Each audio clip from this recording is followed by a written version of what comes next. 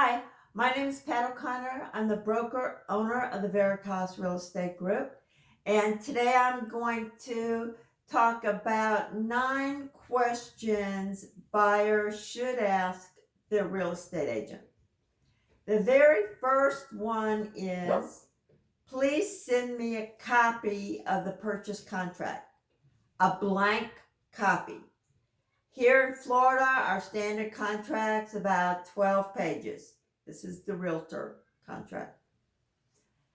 There's a lot of stuff in there that protects the real estate broker, that protects the buyer, that protects the seller. What you want to focus on is look where there are boxes that need to be checked or blanks that need to be filled in. And then certain things that will be like in a larger font, I think, and maybe bold. And we're talking about the different contingencies: home inspection contingency, an appraisal contingency, a financing contingency. And so we'll get to some of those later. But read it.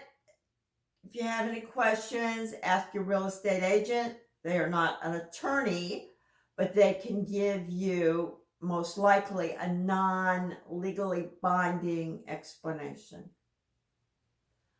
Okay, so once you've read over and you started looking at properties, you could ask the agent if she's, suggesting an offer price. What are you basing this on? And she may say, I'm basing it on recent closed sales in the neighborhood. That's the most likely price that the home will sell for. And so that's the offer price. She could also suggest that you offer more than the list price. This is not most likely a way to increase their commission. It's that she knows the current market conditions. If you are in a situation where multiple buyers are bidding on properties, like there's not a lot of inventory, she may suggest that you offer more than the list price. So don't be suspicious. Don't automatically reject that.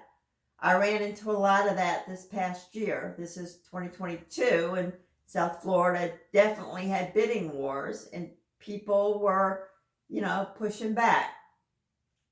They didn't get property.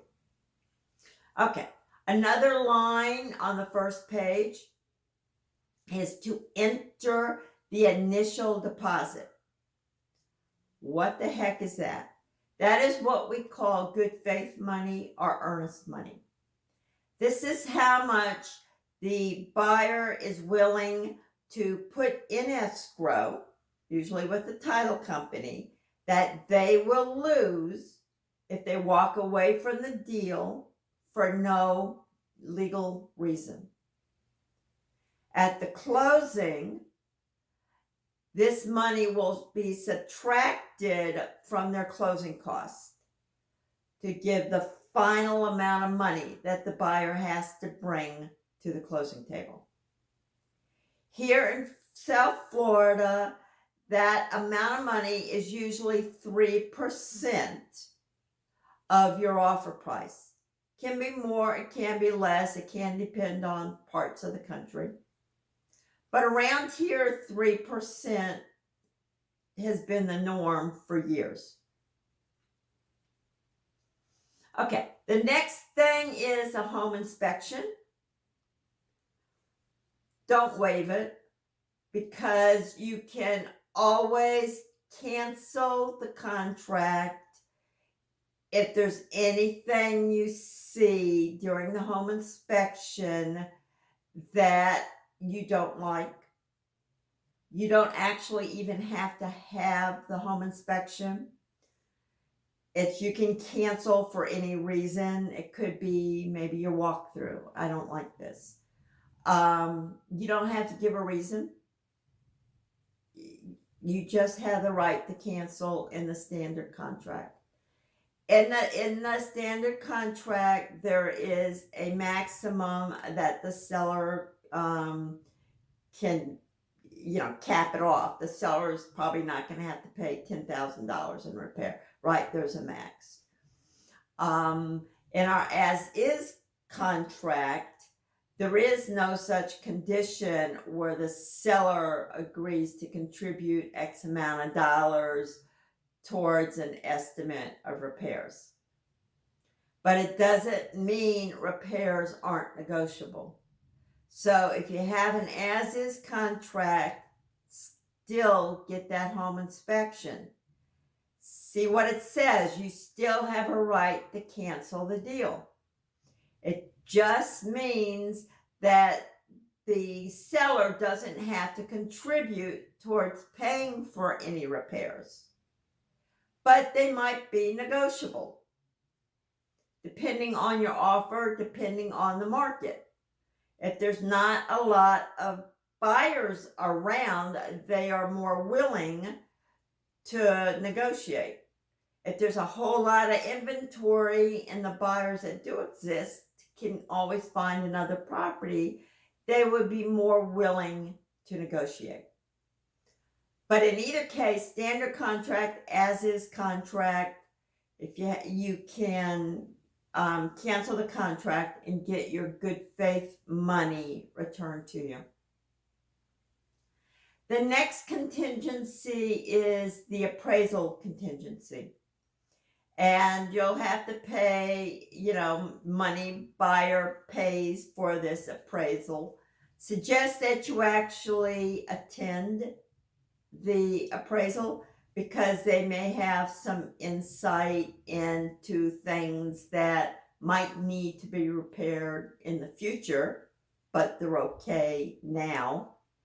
I know when I bought a home in New Jersey, it had a furnace, and the appraiser is the one that explained to me I needed to, drain it once a year. Otherwise, I wouldn't have known. So that kind of thing, it's useful to accompany the appraiser. So the lender will use as the basis for the loan the sale price or the appraisal, whichever is lower. So if it comes in higher or right at the sale price, there's not an issue. If it comes in low, they're going to take that as a basis for the loan amount. What that means to you is at the closing, somebody is going to have to contribute the difference between the sale price and the appraisal. So a larger down payment. And that's when negotiation can come in. If you really love the house and the appraisal comes in low, you can agree to bring that extra $5,000 or $10,000 or $20,000 as an extra down payment to the closing table. Or the seller might agree to pay the whole difference. Or you and the seller agree to split it. Worst case scenario, you could always get another lender and another appraisal. So you would have to resubmit an application to another lender because it's the lender that chooses the appraiser. So if it comes in low, that same lender is not going to say, okay, we'll redo it. For FHA loans, however, this does not work. The appraisal sticks with the property address. So it doesn't matter if you go to another FHA lender, they're going to use the same appraisal. What happens if your loan is denied? There is a contingency, financing contingency, that you can get your good faith money returned and you can cancel the deal if you made a good faith effort to get a loan. If you still want the house, and if the you have a certain amount of time on the contract, you put the date where you will have a loan approval. Okay, maybe 30 days, maybe 15 days probably not 15 days, but for loan approval. If there's still enough time for you to submit an offer to another lender and have it approved within that period of time, you're free to do that. However, if the denial comes late into that time frame, you would have to ask the seller if they would extend the deadline for loan approval. If they say no, you are probably out of luck, but you can get your good faith money back if you can, reasonable expectation that you made, good faith effort to get the loan. You provided the documents in a timely manner and things like that. So that's the loan denial. You can move on next time, maybe work with another lender, or if it's a different house, it may be a totally different story. But loan denial is usually because your, credit wasn't good enough, or you had too much debt, or not enough income, or something along those lines. So the next thing is, what happens if you're going to miss the closing date, that you are not going to close on time? Things can happen. The agent may have put too short of a closing time on the initial offer, and the loan approval came in later than that. There is a phrase in these contracts. If it says time is of the essence, then that closing date is firm. If it's missed, you shake hands, you get your good faith money back, and you go your separate ways. However, it's also negotiable. The seller doesn't want to have to go to the hassle of finding another buyer. If it looks like everything's in place, the loan's going to be approved in 5 days, you could ask them for a 10-day extension, just so you don't have to keep writing, extension letters. And then that's what usually happens. It's usually not, in my 19 years of experience, I've never had it actually kill a deal. The seller will agree, okay, we know the loan approval took longer. We'll let you close later. Closing costs. What are my closing costs? What are closing costs? I don't know. So there are some things that you're going to pay in advance. You're going to already have paid for the credit report. You're already going to have paid for the appraisal. You probably have already paid for hazard insurance. That's homeowners property insurance. Usually the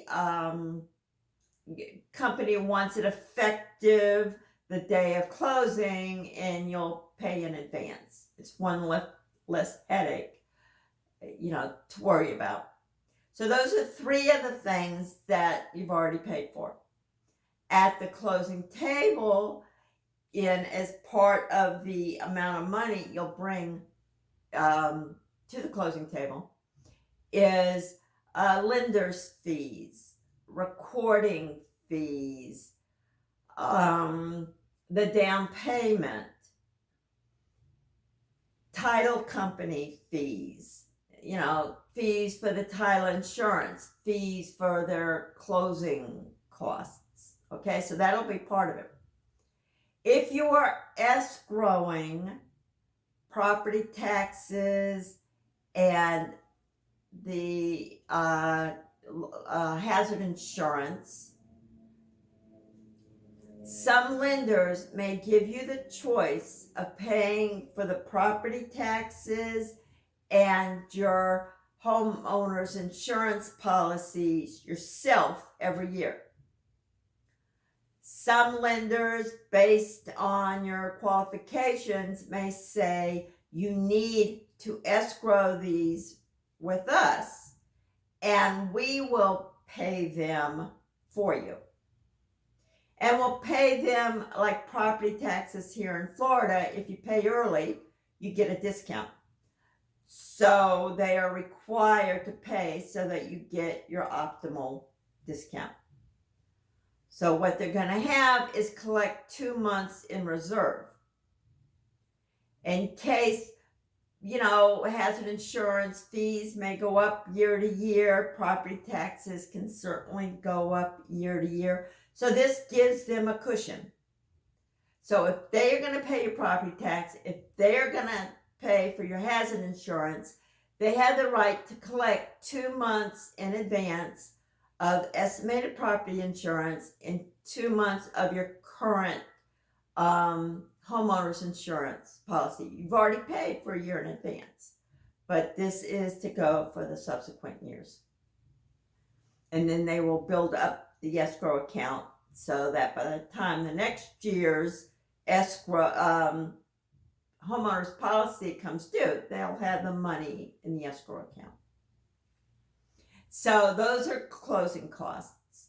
Some are going to be mandatory, some you pay in advance, and some only if you are not paying your own property tax and your own future homeowner's insurance. Okay, last thing really is move-in day. Most buyers move in the day that the loan is funded, right? Sellers may move out that morning, and then they'll say, okay, could you come that afternoon? A lot of times they'll move out like the day ahead of time. You do want to make an inspection if they are already gone.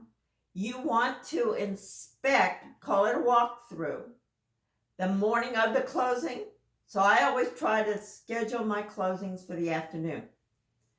You want to see if in fact the home is in the same condition that it was in when you had your showing and you saw the house for the first time. Sometimes when they move the furniture, stuff shows up where they may have been trying to hide it, like big gouges in wood floors where the carpet was over it. And it could be that, they were moving the furniture and they scratched up these nice hardwood floors. You're going to bring that up at closing, and you should be able to get a credit to revarnish or whatever needs to be done to do that moving repair work or to discover undisclosed damage to the property. Okay, so usually the buyers are going to move in the day that the loan is funded. However, sometimes sellers would like to stay in the property for maybe a month after the closing so that they have time to find a place to live.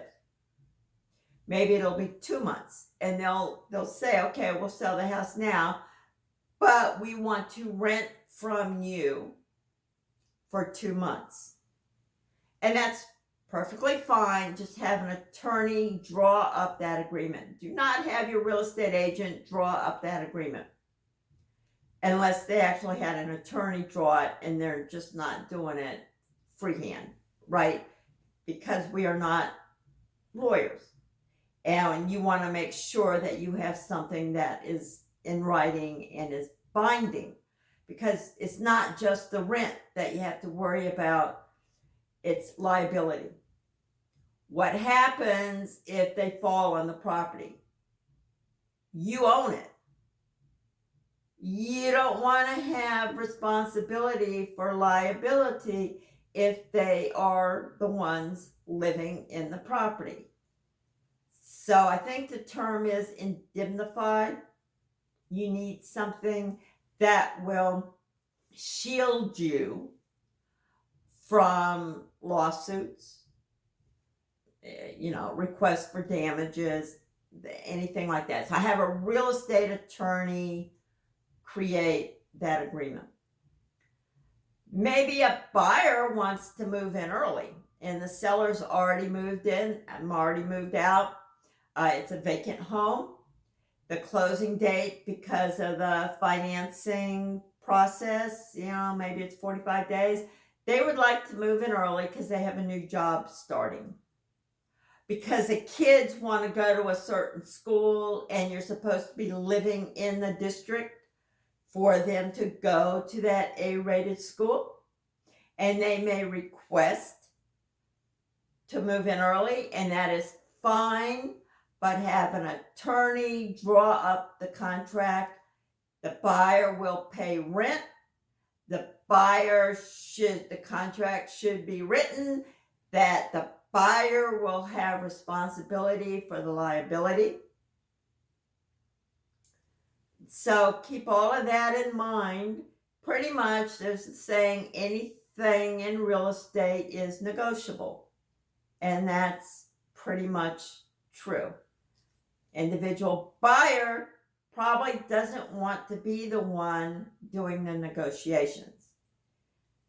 Here in Florida, we're not required to have an attorney. Most of my people that I've worked with over the years do not have an attorney. And it is their real estate agent who's doing all of these negotiations on behalf of their buyer or their seller. We take instructions from you. We give our opinion of what you are requesting, but we do what you want us to do. Okay, so those are the 9 things that I think the buyers would be much better prepared to handle unexpected things that pop up. Okay, if you enjoyed the video, please like us.